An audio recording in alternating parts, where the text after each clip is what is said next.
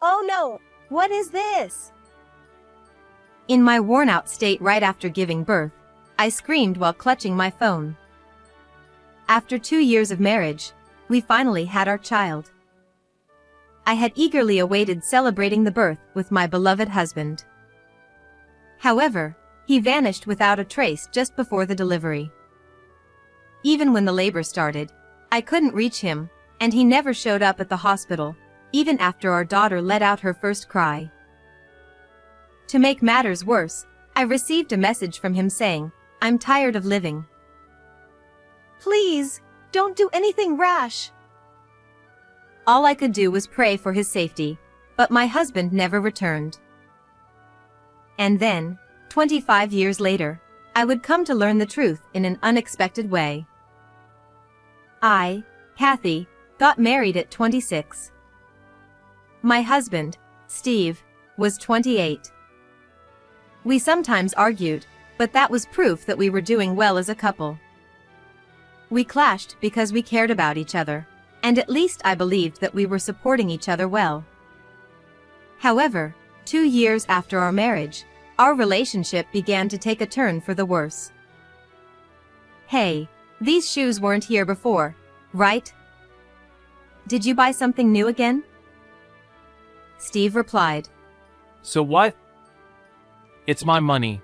I can do what I want with it. "You say that, but you've already spent quite a bit." When I pointed out the new brand name shoes at the entrance, Steve frowned in annoyance and turned away. In truth, Steve had always been a bit loose with money since we started dating. After we got married, we agreed that I would manage all the bank accounts because leaving it to him meant we never had any savings. Despite this, at that time, brand name shoes and sneakers were increasing in our house. When I asked where the money was coming from, he would always evade, saying things like, "I made it from stocks," or "I won at the slot machines." I was worried he might be borrowing from somewhere, but I couldn't confront him strongly. Alongside the growing collection of brand name items, there was another thing that bothered me. Steve muttered in a low voice. You're always restricting me. Don't you trust me at all? Maybe he was fed up with my suspicious gaze. He slouched and disappeared into the bedroom. Seeing him so dejected made my chest ache. What concerned me was the gloomy expression he sometimes showed. The Steve I knew would have been irritated and rebellious towards me, but at that time, he didn't show any of those signs. I'm not satisfied with the money situation, but I'm a bit worried about Steve's attitude. Maybe he was troubled by something at work. Was he shopping to relieve stress? That thought crossed my mind, and I couldn't say more than small complaints. And then, amidst my already existing anxiety, an event occurred that escalated my husband's strange behavior. It happened when I found out I was pregnant. We had talked about wanting children since the early days of our marriage, so I was over the moon. "Hey, the baby is finally coming." Huh? Oh, yeah. That's great. However, Steve averted his eyes from me with a distant attitude. From that point on, Steve started going out more, almost as if he was avoiding me. Not only on days off, but even on weekdays, he wouldn't come home until late at night. Eventually, his excuses for business trips and travels increased, and he started staying out overnight more often. "Hey, I understand work is tough, but could you come home a bit earlier? I'm feeling anxious about the first childbirth." But even when I pointed it out, he didn't respond, dismissing it as business dinner or can't hang out with friends once the baby is born. Steve seemed positive about having a child before, but does he realize what it means to be a father? Naturally, I still felt uneasy about this, but it was a fact that once the baby was born, we wouldn't have much time together, so his words made sense. Above all, I was concerned about Steve's persistently gloomy mood, but without confronting him directly, I could only observe quietly. However, delaying addressing the issue was a mistake. As the due date approached, an incident finally occurred. It was late at night on a day when I was in my last month of pregnancy, and I was asleep. Suddenly, my stomach began to ache, and I woke up. Labor had started. I need to contact Steve. It hurts. As usual, I sent a text to my husband, who wasn't at home, but there was no response. So, I went to the hospital alone in a taxi.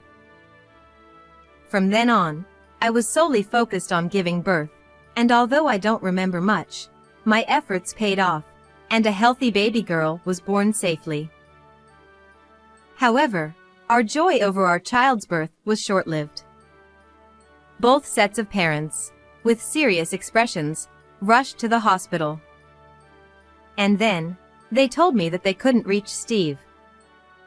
From then on, the mood shifted dramatically, and we began to search for my husband with unsettled feelings. Despite my postpartum condition, I contacted our mutual friends and his workplace. But no one knew where he was, and to my surprise, his workplace reported that Steve had already resigned days ago. I didn't hear anything about that.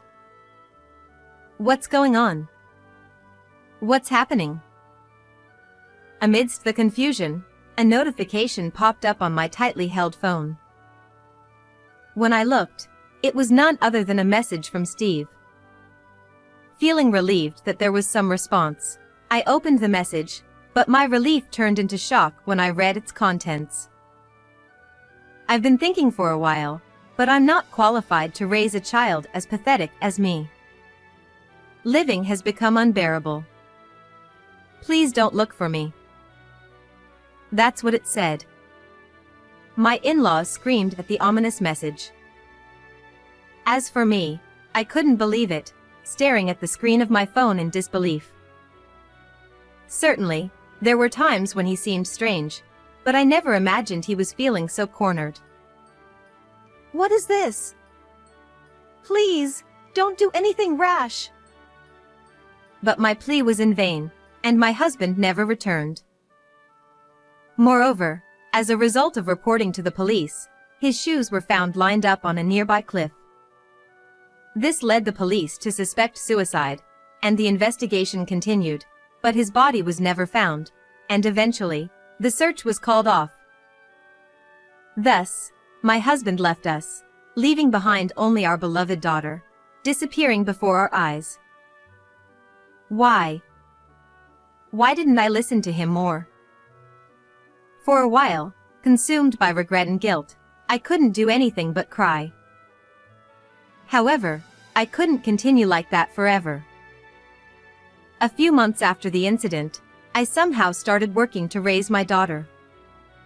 Despite not giving up on Steve and frequently gathering information, there was no progress. Balancing childcare and work was tough, but to ensure we never lose our family again, I poured all my love into my daughter as much as possible. And so, amidst the busy days, I realized that a whopping 25 years had passed since my husband had disappeared. At 53 years old, I was living with my 25-year-old daughter, Emily, who had grown up beautifully despite being raised in a single-parent household. To contribute to the household, Emily started her singing career in her teens and transitioned into acting, becoming quite a success in the industry. Thanks to her, we never faced financial difficulties, and we enjoyed a happy life together. However, secretly, I still harbored feelings for my husband.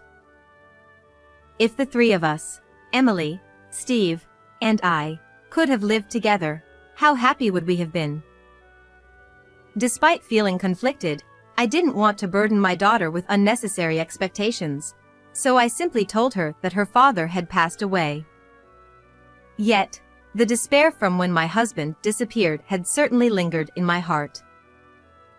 However, one day, Emily confided in me with a serious expression that she wanted to introduce someone important to her. Listening closely to the unusual atmosphere, it turned out that Emily was considering marriage with an actor from her generation, Will. Furthermore, his mother happened to be the president of a talent agency. While I couldn't deny feeling surprised, I enthusiastically nodded along with my daughter's earnest words. If he's the one you've chosen, I'll support you. No matter who he is. Given that she was a celebrity marrying an actor, I could easily anticipate the public's reaction and the challenges ahead. Nonetheless, after what happened with my husband, I had firmly resolved to stand by my daughter no matter what. Moreover, there was no reason to oppose her marriage, especially considering how excitedly she shared the news despite her nervousness. Relieved by my response, Emily showed me a photo of his family on her phone and expressed her desire for us to meet. However, at that moment, Is this? I gasped as I looked at the photo that had caught my eye. And the unbelievable scene captured in that photo would drastically change my life. 2 weeks later, I was heading to the meeting place with Emily for the introduction.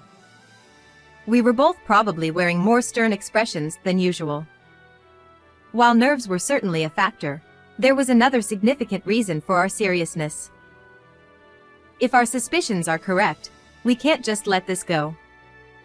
But could this be some kind of mistake? With these tumultuous emotions in my heart, I stepped into the restaurant designated as the venue. As it was a meeting between celebrities, we were ushered into a private room with strict privacy measures. And when the waiter opened the door, I was met with the sight of a certain person. At that moment, the complex emotions that had been building up inside me overflowed from my heart. So, you were alive after all. I couldn't help but exclaim loudly, and both Will, Emily's boyfriend, and his mother, looked at me in surprise. However, the most shocked of all was the man who stood there, Will's father. Though his hairstyle, beard, physique, and clothing had changed, there was no mistaking it for me, his wife. I'll need an explanation for this. From you. With anger in my voice, Will and his mother stared a hole through Steve, my husband.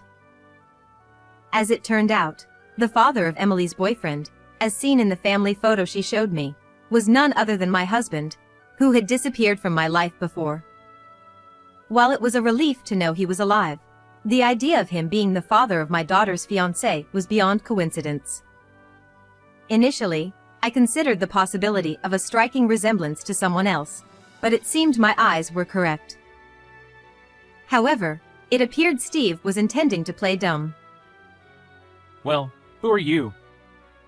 What's this about? You're being rude out of nowhere.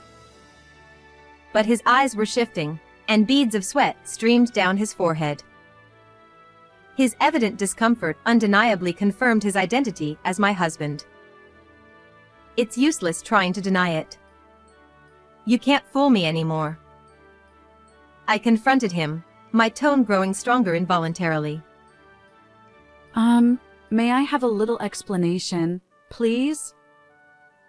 Then, Will's mom, Beth, who had been bewildered until then, opened her mouth, seemingly unable to bear the situation any longer. Though she seemed shocked and struggling to grasp the situation, her calm inquiry revealed her professionalism as the president of a major talent agency. After taking a deep breath to calm myself, I looked her straight in the eye and pulled out some documents from my bag. Steve and I are married, and this is the proof. From there, I disclosed everything about his relationship with me to Will and Beth. On the day Emily showed me the family photo of her fiancé, she seemed suspicious of my reaction.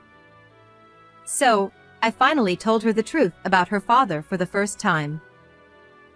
I explained about the message hinting at suicide he sent on the day of our daughter's birth, the uncertainty about whether he was alive or dead, and how the man in the photo looked identical to him.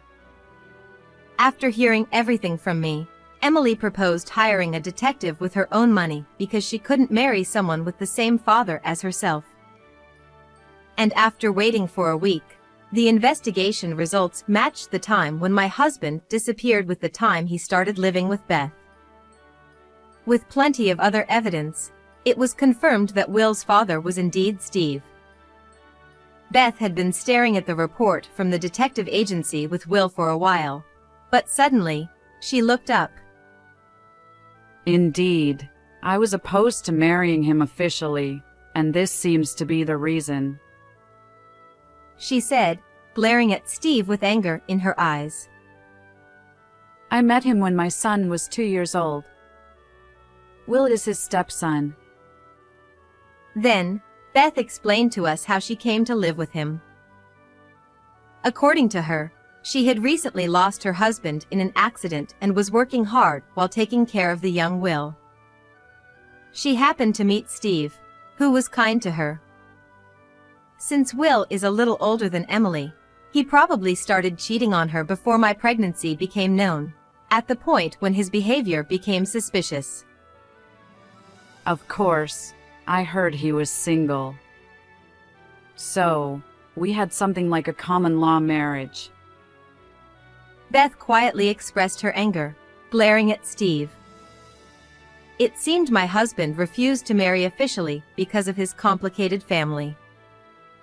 Who was he to abandon his wife and child, then comfortably move in with another family? Then, at the next moment, perhaps realizing he couldn't keep lying anymore, Steve sighed heavily. It's enough. Shut up. I couldn't live with you, always restricting my spending. Of course, you're Steve after all.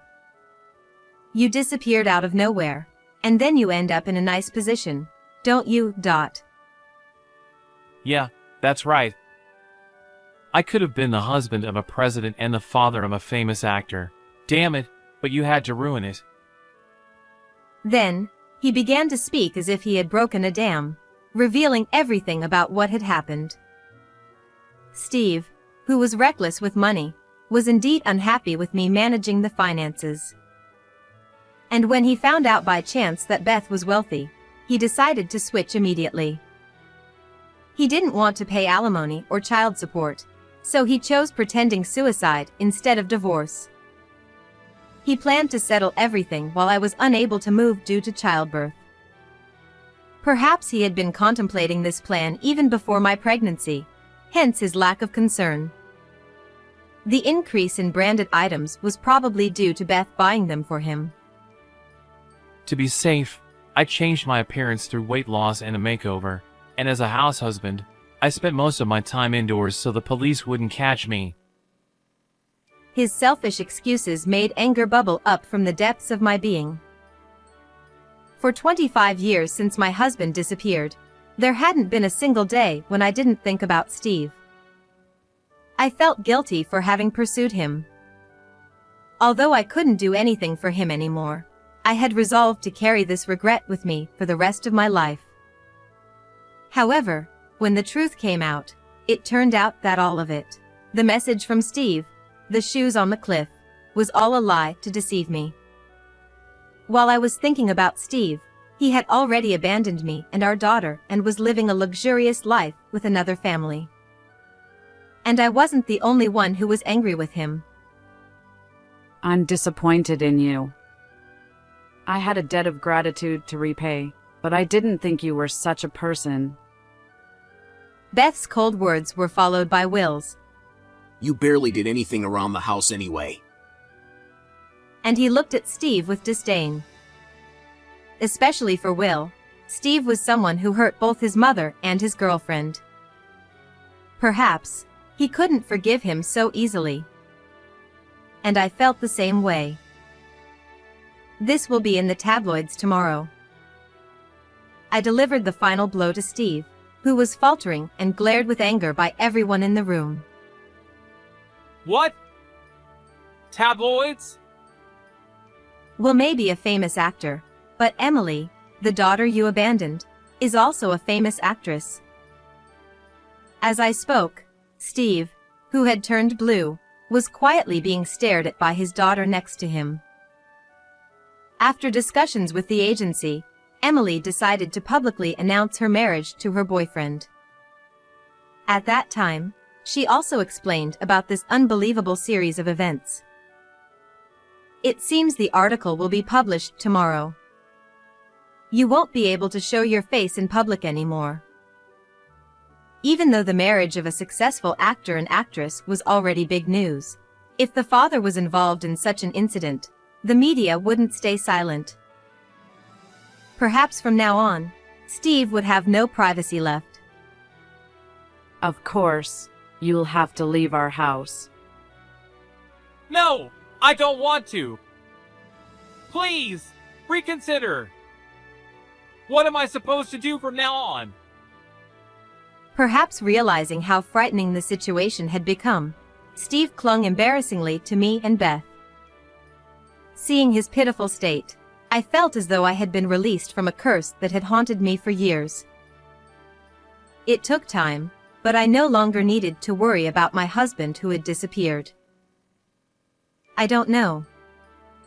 Maybe you can go and live with another family?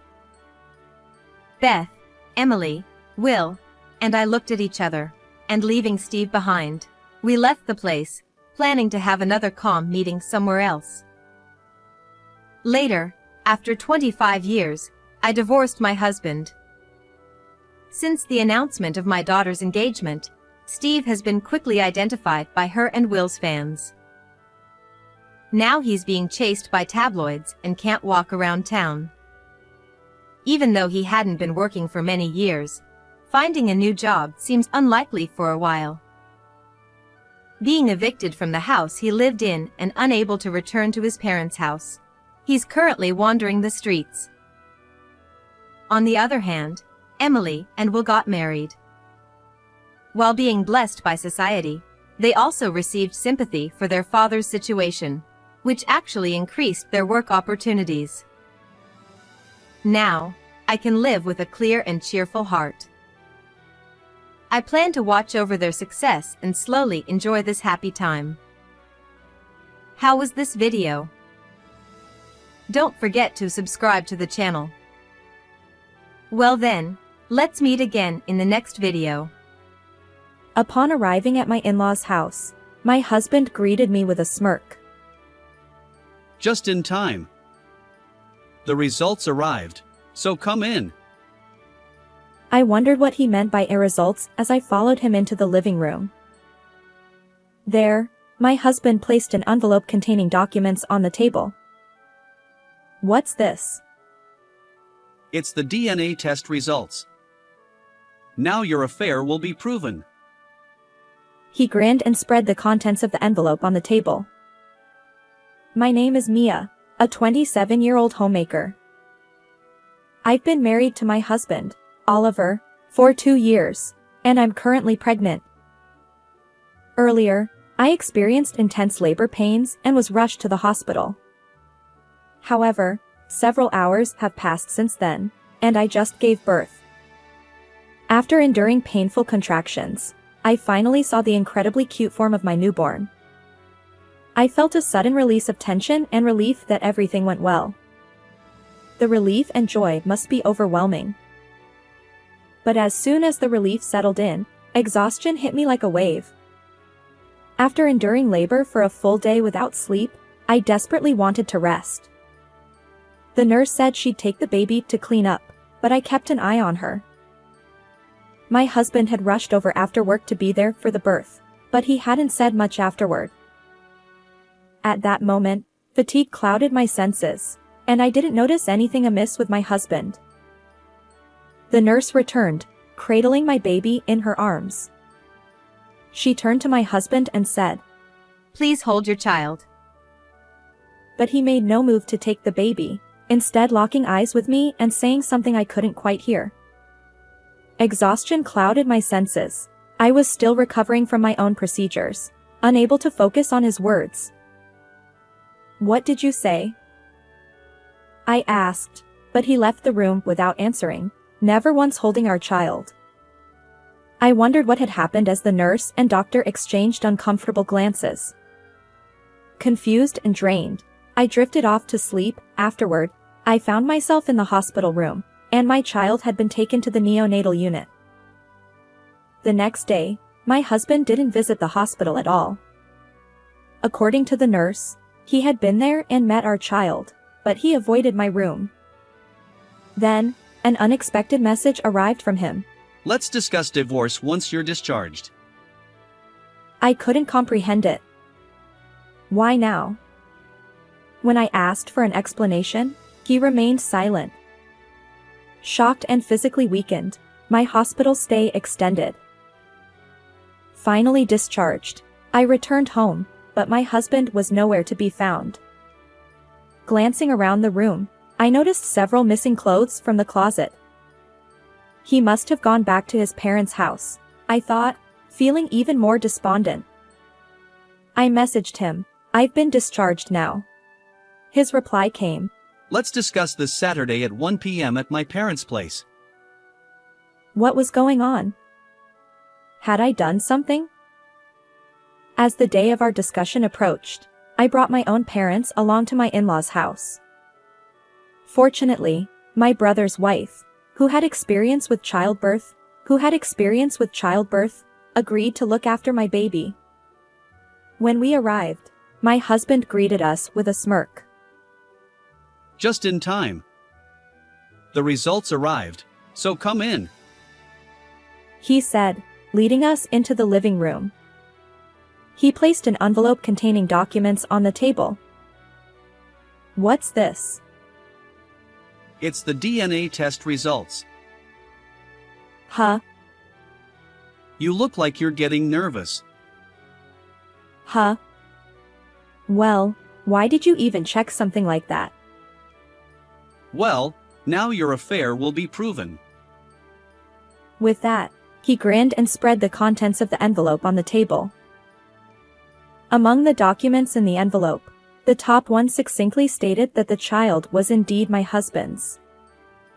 He looked at me in disbelief, exclaiming, Look at this. The child and I are biologically related. What? Why? How can this be my child? It can't be. His thoughts remained a mystery to me. My in-laws tried to calm him down, while my parents and I sat there, dumbfounded. Finally, as my husband regained some composure, I asked, "What do you want? Why did you insist on a DNA test? Did you really think I was having an affair?" His response shocked me further. Well, when the nurse tried to hand the baby to me, I noticed it didn't resemble me. I wondered if you were having an affair. Wait, you said that at the time? I asked. He replied, Your face turned pale when I mentioned it. "No, I was just surprised and asked for clarification," I retorted. He insisted. You were caught off guard because it hit home, didn't you? I was furious. Do you realize the grueling conditions I endured during childbirth? According to the doctor, I lost a lot of blood and was anemic. Given that, it's natural for my complexion to be poor. His stammered response didn't satisfy me. I've been telling you all along, I haven't cheated. When I confronted my husband about why he had such suspicions, he revealed that before my childbirth, he had been researching various aspects of the process online. During his research, he came across the term brood parasitism, which refers to a situation where a wife intentionally conceives a child with someone other than her husband.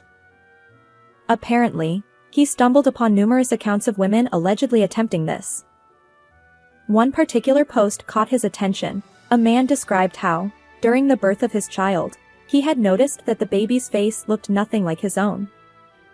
When he jokingly remarked to his wife, "You know, this child doesn't resemble me at all," she had panicked unexpectedly. Intrigued, he secretly conducted a DNA test, and unsurprisingly, the results confirmed that the child was not biologically his. The post concluded by suggesting that right after childbirth, when women are exhausted and their minds are foggy, it's an opportune time for such revelations. I scoffed at my husband's insinuations. So you thought I was up to something? Ridiculous. Well, the baby didn't look anything like me. I challenged him. Are you serious? Take a look at this photo. I showed him a picture of our baby taken on my smartphone.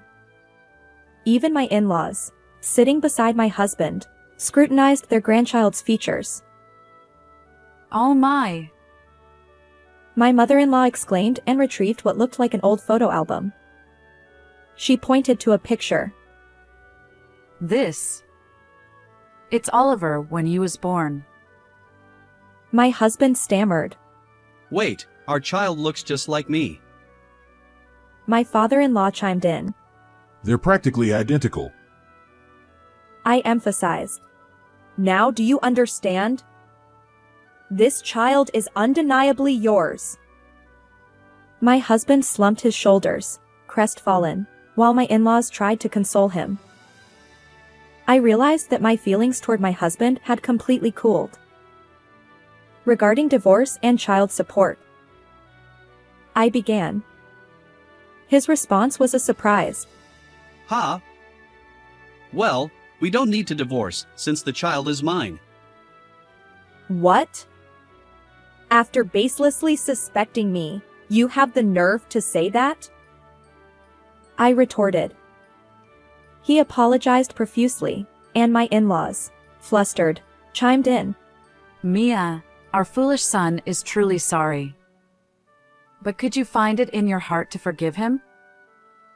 I requested some time to think it over and promised to arrange another meeting later. However, one thing bothered me, my husband's smugness when he doubted my fidelity. Even as he spread out the DNA test results, he wore a triumphant expression.